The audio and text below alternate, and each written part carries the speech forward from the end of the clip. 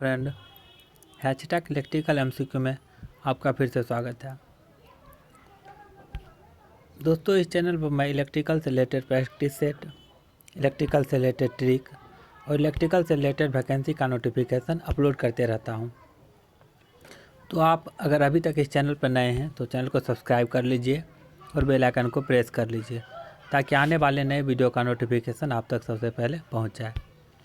दोस्तों, आप सभी जानते ही होंगे कि एसएससी ने जेईई एग्ज़ाम के लिए तथा और सभी जितने एग्ज़ाम है एसएससी के, उसका एग्ज़ाम शेड्यूल जारी कर दिया है। तो आपको अभी से तैयार हो जाना है क्योंकि ये लास्ट स्टेज है। इसके बाद आपको कोई समय नहीं मिलेगा। तो अभी आपके पास जितना भी समय है इसको अच्छे से यूटिलाइज कीजिए और अच्छे से तैयारी कीजिए। दोस्तों, इस चैनल में प्रैक्टिस सेट लाया हूँ। इस प्रैक्टिस सेट में 20 मोस्ट इम्पोर्टेंट इलेक्ट्रिकल एमसीक्यू होंगे। आपको कोशिश करना है कि सभी क्वेश्चन का सही आंसर देना है। तो दोस्तों, और लास्ट में मैं आपको एक बहुत ही महत्वपूर्ण बात बताऊंगा। तो वीडियो को आप लास्ट तक देखिएगा। चाहे वीडियो को लाइक कीजिए या नहीं कीजिए, उससे मतलब नहीं है, या चैनल को सब्सक्राइब कीजिए या नहीं कीजिए, लेकिन आप अपने लिए इस वीडियो को लास्ट तक ज़रूर देखिएगा। तो चलिए वीडियो को शुरू करते हैं। पहला क्वेश्चन है, no load speed of which of the following motor is highest. Option A है डिफरेंशियल कंपाउंड मोटर, यहाँ तक ऑप्शन ए है। और उसके बाद दूसरा ऑप्शन है कम्युलेटिव कंपाउंड मोटर, यहाँ तक है। और तीसरा ऑप्शन है सीरीज मोटर, यहाँ तक है। और चौथा ऑप्शन है शंट मोटर। दोस्तों, इसमें थोड़ा सा ऑप्शन जो है सब ओवरलैप हो गया है, तो आप इसको ध्यान दीजिएगा।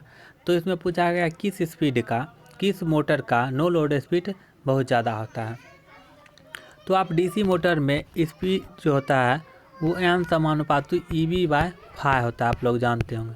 यहाँ पे EB जो है बैक EMF है और φ जो है फ्लक्स है। तो स्टार्टिंग कंडीशन में सीरीज मोटर में क्या होता है, फ्लक्स का वैल्यू बहुत ही कम होता है। फ्लक्स का वैल्यू कम होने के कारण स्पीड जो होता है वो बहुत ही ज़्यादा हो जाता है। तो सीरीज मोटर का स्टार्टिंग में जो स्पीड होता है वो बहुत ही ज़्यादा होता है और इसको इसीलिए हम लोग नो लोड पे ऑपरेट नहीं करते हैं। तो इसमें पूछा गया क्वेश्चन में नो लोड स्पीड किस मोटर का सबसे ज़्यादा होता है। तो नो लोड स्पीड सबसे ज़्यादा सीरीज मोटर का होता है। ये दोस्तों क्वेश्चन बहुत बार रिपीट हुआ है, तो आप इसको तो जानते ही होंगे। यानी कि सीरीज मोटर इसका सही आंसर होगा। नेक्स्ट क्वेश्चन है, which of the following load normally need starting torque more than rated torque.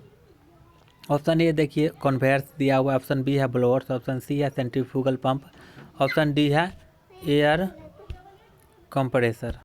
अगर ऑप्शन देखिए सेंट्रीफ्यूगल पंप में हम लोग जो होता है वो शंट मोटर का यूज करते हैं। तो अगर इसमें शंट मोटर के बारे में पूछता तो आप लोग सेंट्रीफ्यूगल पंप के बारे में ऑप्शन लगा सकते थे। और एयर कंप्रेसर की बात करें तो एयर कंप्रेसर में जनरली यूनिवर्सल मोटर यूज किया जाता है। ये भी आपको याद रखना। लेकिन इस क्वेश्चन पर आते हैं। क्वेश्चन में पूछा गया है कि स्टार्टिंग टॉर्क जो होता है रेटेड टॉर्क से ज़्यादा किस में होता है। तो कन्वेयर क्या होता है वो सबसे पहले जानते हैं। कन्वेयर जो होता है बेल्ट होता है, एक कन्वेयर बेल्ट होता है। उस पर जो होता है, जैसे कि आप थर्मल पावर प्लांट में अगर कहीं भी विजिट किए होंगे तो देखे होंगे, उसमें एक बेल्ट रहता है। बेल्ट पर इस पर मान लीजिए कोयल है, यानी कि कोयला है, तो कोयला बेल्ट पर रखकर और बेल्ट को यानी कि पुल्ली की सहायता से घुमाया जाता है और ये आगे बढ़ता जाता है। यानी कि ये कोयल जो है, कोयला जो है, कोल जो है, ये आगे बढ़ता रहता है, बेल्ट पर रखा रहता है। तो इसमें क्या होता है, लोड जो होता है पहले से ही रखा रहता है। यानी कि कन्वेयर में लोड जो है ऑलरेडी रखा रहता है इस पर कोयल। तो कोल रखा रहता है, जैसे ये कि बेल्ट हो गया, ठीक है, ये बेल्ट है, इस पर जो है कोल रखा हुआ है। तो कोल रखा हुआ है तो ये जैसे जैसे घूमेगा वैसे वैसे आगे ये बढ़ता जाएगा। तो इस पर ऑलरेडी लोड रखा रहता है। तो इसमें जो स्टार्टिंग टॉर्क होता है वो रेटेड टॉर्क से ज़्यादा चाहिए होता है। तो इसका जो सही आंसर होगा कन्वेयर होगा, ऑप्शन ए।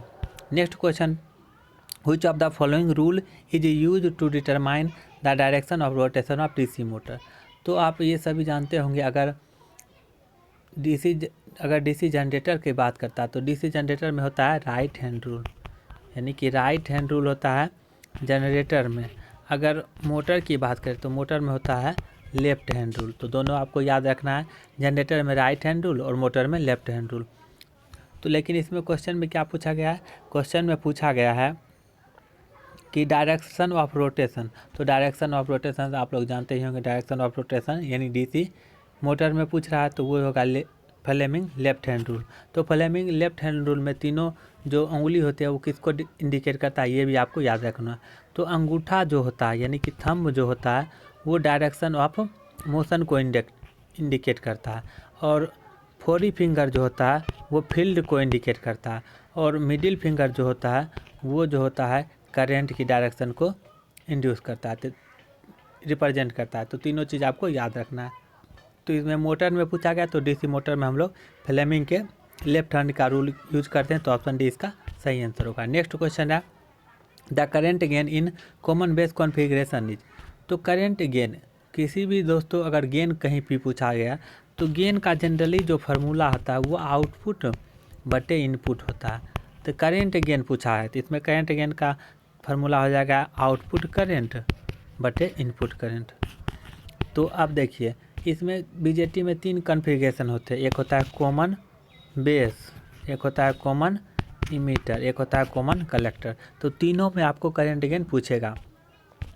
तो कॉमन बेस की बात करें तो कॉमन बेस में करंट गेन को हम लोग अल्फ़ा से रिप्रेजेंट करते हैं, कॉमन इमीटर में हम लोग बीटा से करते हैं, और कॉमन कलेक्टर में हम लोग गामा से करते हैं। तो तीनों का रिप्रेजेंटेशन आपको याद रखना है।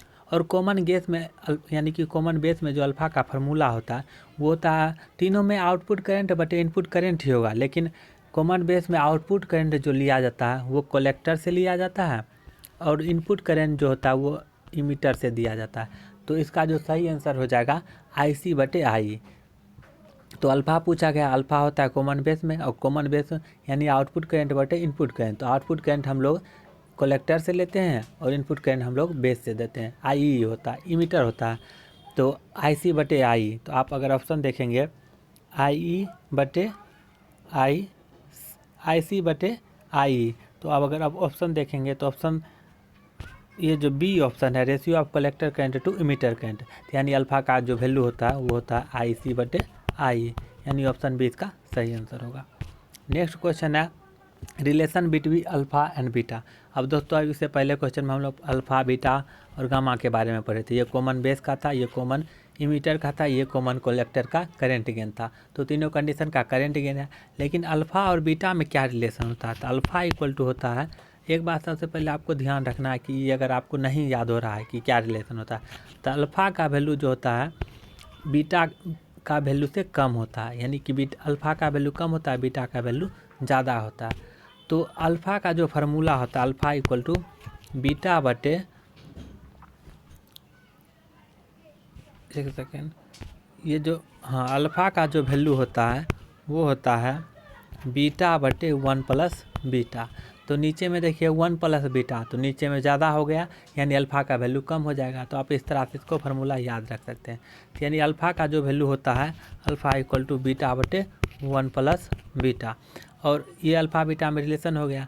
तो इसी रिलेशन से आप बीटा इक्वल टू भी निकाल सकते हैं, बीटा इक्वल टू अल्फ़ा बटे 1 माइनस, यानी कि बीटा इक्वल टू अल्फ़ा बटे 1 माइनस अल्फ़ा, ये भी रिलेशन होता है। तो दोनों फार्मूला आपको याद रखना है। तो यानी कि फिर से मैं रिपीट कर देता हूँ, अल्फ़ा इक्वल टू बीटा बटे 1 प्लस बीटा, और बीटा इक्वल टू अल्फ़ा बटे 1 माइनस अल्फ़ा। तो देखिए यहाँ से बीटा का वैल्यू ज़्यादा होगा तो 1 माइनस बीटा करेंगे तब ज़्यादा होगा डिनोमिनेटर, यानी इसमें कम होता है अल्फ़ा का वैल्यू, तो 1 से ज़्यादा हो गया, 20 बीटा से नीचे ज़्यादा हो गया 1 प्लस बीटा, तो इसका वैल्यू कम हो जाएगा। तो इस तरह से आप लोग याद रख सकते हैं। तो अगर हम क्वेश्चन के अनुसार ऑप्शन देखें तो अल्फ़ा इक्वल टू बीटा बटे 1 प्लस बीटा ये भी होगा, और बीटा इक्वल टू अल्फ़ा बटे 1 माइनस अल्फ़ा ये भी होगा। तो दोनों आपको याद रखना है। नेक्स्ट क्वेश्चन है, तो इसका आंसर जो होगा दोस्तों ए और बी दोनों हो जाएगा। तो नेक्स्ट क्वेश्चन पर देखते हैं हम लोग, the apparent power drawn by an AC circuit is 10 kVA and active power is 8 kilowatt, the reactive power in the circuit. तो ये भी सिंपल सा क्वेश्चन है, न्यूमेरिकल क्वेश्चन है। तो इसको सॉल्व करने के लिए मैं आपको सबसे पहले पावर ट्रायंगल बताऊंगा। तो आप देख सकते हैं ये पावर ट्रायंगल है, ये जो नीचे में इसका बेस होता है ये होता है रियल पावर यानी KW होता है, और ये होता है रिएक्टिव पावर ये KVA होता है, ये अपरेंट पावर होता है यानी कि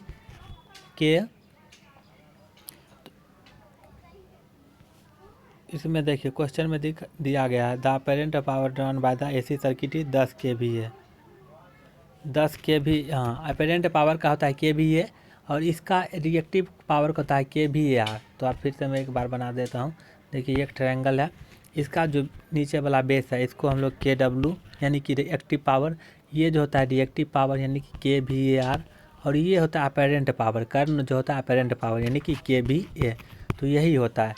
तो इसमें क्वेश्चन में देखिए ये जो होता है राइट एंगल ट्रायंगल होता है। तो क्वेश्चन में पावर 8 किलोवाट दिया हुआ है, यानी कि ये जो बेस दिया हुआ है 8 किलोवाट दिया हुआ है। और ये जो देखिए रिएक्टिव पावर kVAR तो पूछता है तो इसका निकालना है। और kVA यानी कि अपेरेंट पावर जो है 10 दिया हुआ है। तो ये तो राइट एंगल ट्रायंगल है, यानी कि ये राइट एंगल ट्रायंगल है, इसमें ये 10 दिया हुआ है, ये 8 दिया हुआ है, तो ये निकालना है। तो आप इसको पाइथागोरस फार्मूला से निकाल सकते हैं। तो ये जो होगा kVAR बराबर रूट अंडर 10 का स्क्वायर माइनस 8 का स्क्वायर, यानी कि रूट अंडर 10 का स्क्वायर कीजिएगा तो 100 आ जाएगा, 8 का स्क्वायर 64 आ जाएगा, यानी कि रूट अंडर 36 यानी कि 6 kVAR।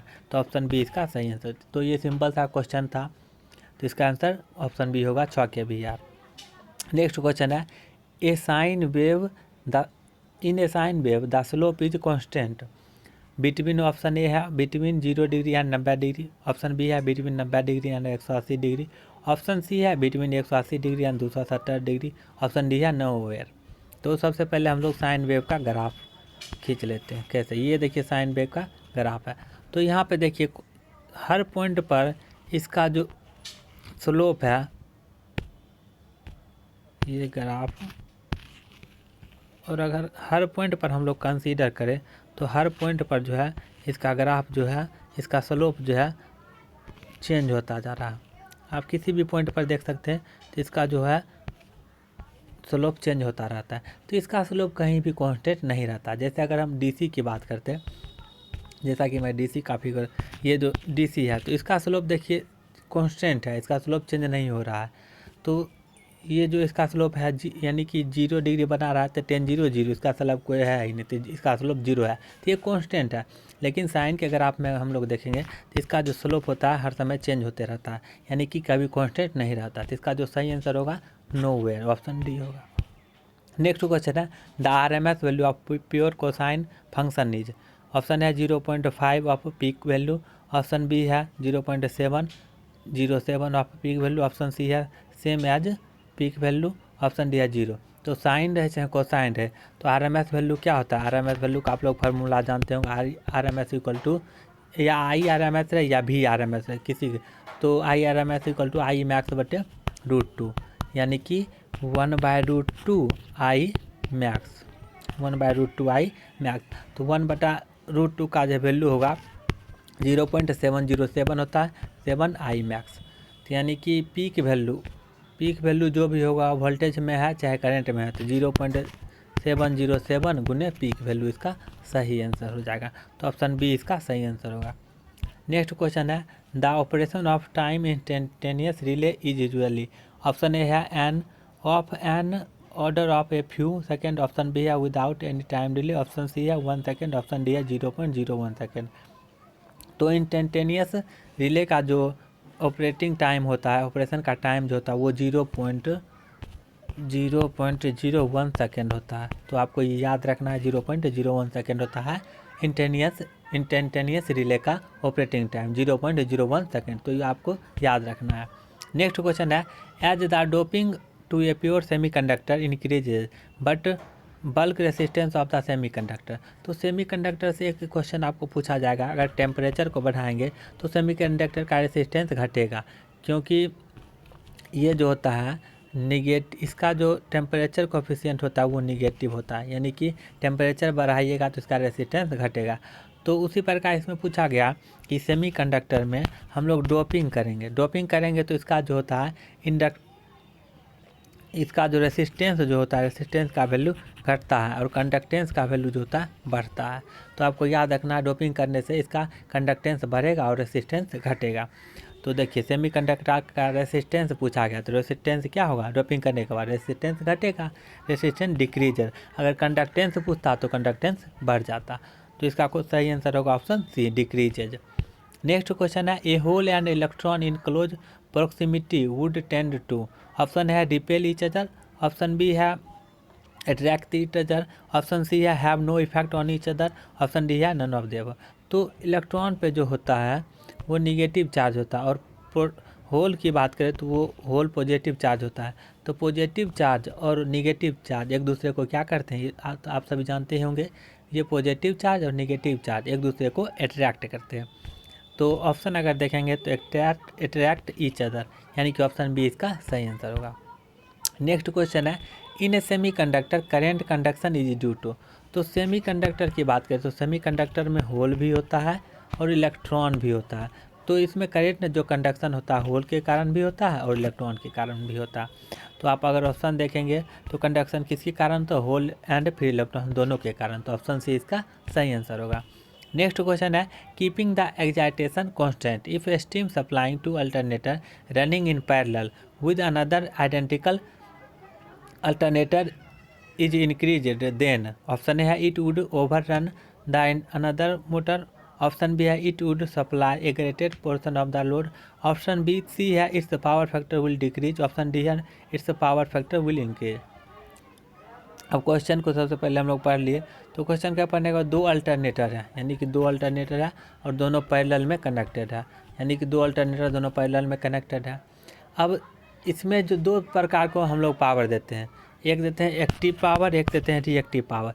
एक्टिव पावर हम लोग इसका प्राइम मूवर को स्टीम सप्लाई देकर मैकेनिकल पावर देते हैं, यानी कि हम लोग प्राइम मूवर पर अगर थर्मल पावर प्लांट की बात करें तो उसमें स्टीम देते हैं। तो स्टीम के ये जो प्रेशर के कारण ये प्राइम मूवर घूमने लगता है, प्राइम मूवर घूमने लगता है और उसी मैकेनिकल एनर्जी को इलेक्ट्रिकल एनर्जी में कन्वर्ट किया जाता है। तो वो एक्टिव पावर हो गया। और रिएक्टिव पावर जो होता है इसमें एक्साइटेशन दिया जाता है। तो एक्टिव पावर और रिएक्टिव पावर हम लोग दोनों देते हैं। तो इसमें पूछा गया क्वेश्चन में दोनों पैरेलल में कंडक्टेड है और एक्साइटेशन यानी कि रिएक्टिव पावर को हम लोग कांस्टेंट रखेंगे, रिएक्टिव पावर को कांस्टेंट रखेंगे। तो अगर रिएक्टिव पावर को हम लोग चेंज करेंगे तो वो पावर फैक्टर को चेंज करेगा, आपको याद रखना है। तो रिएक्टिव पावर चेंज करने से पावर फैक्टर चेंज होगा और एक्टिव पावर यानी कि एक्टिव पावर कैसे चेंज होगा, तो एक्टिव पावर चेंज करने के लिए हम लोग उसका जो मैकेनिकल पावर दे रहे हैं हम लोग स्टीम के द्वारा टरबाइन को मूव करवा रहे हैं, तो वो स्पीड कम करना पड़ेगा या ये जो हम लोग दे रहे हैं प्रेशर स्टीम के द्वारा उसको हम लोग कम करना पड़ेगा। तो उसके चेंज करने से हम लोग एक्टिव पावर को चेंज कर सकते हैं। तो यानी कि क्वेश्चन में पूछा गया है कि सप्लाई जो है इफ स्टीम सप्लाई इंक्रीज किया जाता है, तो स्टीम सप्लाई इंक्रीज किया जाता है यानी एक्टिव पावर इंक्रीज किया जा रहा है। तो एक्टिव पावर इंक्रीज करेगा तो वो जो है लोड को यानी लोड के ज़्यादा पोर्शन को दो पैरेलल में लगा हुआ है। तो जिसका अगर हम लोग उस दोनों अल्टरनेटर में जिस अल्टरनेटर का हम लोग एक्टिव पावर बढ़ाएंगे वो ज़्यादा लोड के ज़्यादा भाग को सप्लाई करेगा, यानी कि जिसका एक्टिव पावर ज़्यादा रहेगा वही ज़्यादा लोड को सप्लाई प्रोवाइड करेगा। तो उसमें क्या होगा, एक्टिव पावर बढ़ाने से तो उसका जो है सप्लाई का पावर जो कैपेसिटी होगा वो बढ़ जाएगा। तो ऑप्शन अगर हम लोग देखेंगे तो it will supply greater portion of load, यानी लोड के ज़्यादा भाग को जिसका स्पीड बढ़ा देंगे, जिसका एक्टिव पावर बढ़ा देंगे वो लोड के ज़्यादा भाग को पावर सप्लाई करेगा। तो ऑप्शन बी इसका सही आंसर होगा, it will supply greater portion of load. तो आप समझ गए होंगे इस क्वेश्चन को। नेक्स्ट क्वेश्चन है active power of alternator can be very. दोस्तों उसी प्रकार का क्वेश्चन देखिए ये भी पूछा गया। तो इससे पहले हम अभी बताए थे कि दो तरह को हम लोग पावर देते हैं, एक एक्टिव पावर एक रिएक्टिव पावर। तो रिएक्टिव पावर एक्साइटेशन के द्वारा हम लोग चेंज करते हैं और एक्टिव पावर उसके प्राइम मूवर को यानी कि उसके प्राइम मूवर को जो मैकेनिकल पावर देते हैं स्टीम के द्वारा उसको चेंज करने पर वो चेंज होगा। तो क्वेश्चन देखें active power of alternator can be varied. तो इंक्रीजिंग फील्ड एक्साइटेशन, तो फील्ड एक्साइटेशन करने से ये तो रिएक्टिव पावर को चेंज करेगा। चेंजिंग प्राइम मूवर स्पीड, तो प्राइम मूवर के स्पीड को हम लोग अगर चेंज कर देंगे तो एक्टिव पावर चेंज हो जाएगा। तो ऑप्शन इसका अगर देखें तो ऑप्शन बी इसका सही आंसर होगा। नेक्स्ट क्वेश्चन है negative voltage regulation can be expected in case of high speed alternator, option B है slow speed alternator, option C है leading power factor, option D है लैगिंग पावर फैक्टर। तो negative voltage regulation जो प्राप्त होता है वो होता है लीडिंग पावर फैक्टर लोड में, यानी कि निगेटिव वोल्टेज रेगुलेशन जो प्राप्त होगा वो होगा लीडिंग पावर फैक्टर के केस में। तो इसका सही आंसर हो जाएगा leading power factor load, option C. Next question है the advantage of parallel operation of alternator are. Option A है continuity of supply, option B है proper load sharing, option C है increase in efficiency, option D है all are correct. तो जैसे दो alternator है, इसको पैरेलल में कनेक्ट कर दिए तो इसका क्या फ़ायदा होगा। तो ये अल्टरनेटर मान लीजिए अगर ख़राब होगा तो दूसरा अल्टरनेटर सप्लाई करेगा, यानी कि सप्लाई जो है कंटिन्यूस प्रोवाइड किया जा सकता है। तो ये भी सही होगा। प्रॉपर लोड शेयरिंग, तो अगर इसके द्वारा हम लोग प्रॉपर लोड शेयरिंग भी कर सकते हैं, यानी कि एक को मान लीजिए फुल लोड पर भी वर्क करवा सकते हैं, दूसरा को उससे कम लोड पर भी वर्क करवा सकते हैं, यानी कि इसको हम लोग प्रॉपर लोड शेयरिंग करवा सकते हैं। तो ये भी सही है। इंक्रीज द एफिशिएंसी, और इसका इफिशिएंसी जो होता है वो भी इंक्रीज होता है। तो ये तीनों ऑप्शन जो है सही है, यानी कि ऑल ऑप्शन आर करेक्ट। तो ऑप्शन डी इसका सही आंसर होगा। नेक्स्ट क्वेश्चन है व्हाट इज टैरिफ। अब ऑप्शन पढ़ेंगे the rest rate at which electrical energy is produce in the plant. ये बोल रहा है वह रेट जिस पर इलेक्ट्रिकल एनर्जी उत्पादित किया जाता है। ऑप्शन बी है the rate at which electrical energy is supplied to the consumer. तो टैरिफ जो होता है वह रेट होता है जिस पर इलेक्ट्रिकल एनर्जी कंज्यूमर को प्रोवाइड किया जाता है, सप्लाई किया जाता है। तो इसका जो सही आंसर होगा बी होगा, यानी कि the rate at which electrical energy supply to the consumer is called tariff. तो ऑप्शन बी इसका सही आंसर होगा। नेक्स्ट क्वेश्चन है if the back EMF of DC motor vanish then. Option A है the motor continues to run, motor will stop, option C है the motor armature will burn, option D है the motor will continues to run in slow speed.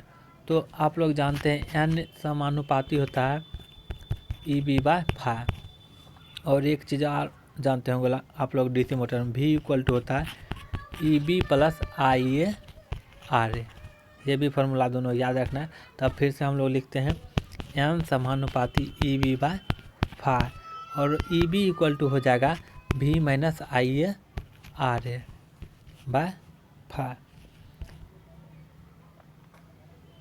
तो यहाँ पे देखिए, यहाँ पे पूछा गया क्वेश्चन में अगर बैक EMF वैनिश हो जाए यानी कि जीरो हो जाए, बैक EMF गायब हो जाए यानी कि जीरो हो जाए, तो बैक EMF जैसे गायब होगा तो बैक EMF जीरो होने पर क्या होगा। तो हम लोग जानते हैं V इक्वल टू होता है EB + IA/RA। तो अगर हम लोग IA/RA लिखे तो हो जाएगा V - EB। उसके बाद IA का बात करें तो V - EB/RA, यानी कि फाइनली हम लोग लिखेंगे IA equal to V - EB/RA। तो यहाँ से अब देखिए EB का वैल्यू अगर हम जीरो कर देंगे तो ये पूरा ऊपर जो अंश है यानी कि न्यूमरेटर है इसका वैल्यू बढ़ जाएगा, यानी कि अगर इसको जीरो कर देंगे तो इसका वैल्यू बढ़ जाएगा, और इसका वैल्यू बढ़ जाएगा तो IA का वैल्यू बढ़ जाएगा, यानी कि करंट का मान बढ़ जाएगा, और करंट का मान बढ़ेगा तो वो क्या होगा, बर्न कर देगा। तो EB का वैल्यू अगर वैनिश हो जाएगा तो ये आर्मेचर जो होगा बर्न कर जाएगा।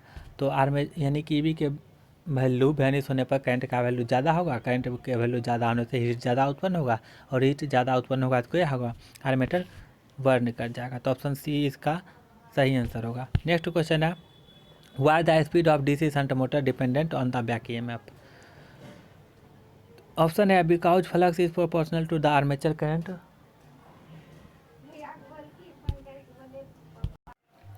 ऑप्शन बी है because armature drop is negligible, option C है यहाँ से because back EMF is equal to the armature current, और ऑप्शन डी है because flux is constant in DC shunt motor. तो DC शंट मोटर में जो question में पूछा गया वो जो स्पीड जो होता है बैक EMF का बैक EMF पर डिपेंड करता है, क्यों। तो हम लोग जानते हैं एन समानुपाती क्या होता है EB/φ।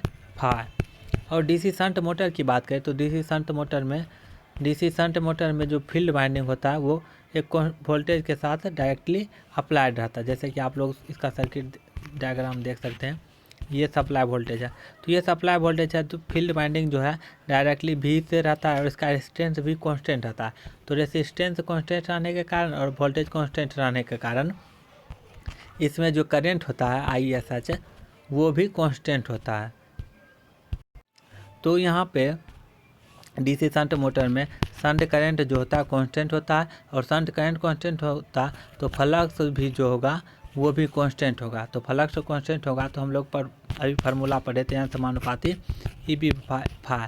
तो फाई यहाँ पे कांस्टेंट है, तो एन जो स्पीड होगा वो सिर्फ ई बी यानी कि बैक ईएमएफ पर डिपेंड करेगा। तो इसमें फ्लक्स कांस्टेंट के कारण स्पीड जो होता है बैक ईएमएफ पर डिपेंड करता है। तो ऑप्शन अगर देखें तो because it's flux is constant in DC shunt motor, option D आप लोग देख सकते हैं मैच कर रहा है, तो ऑप्शन डी इसका सही आंसर होगा।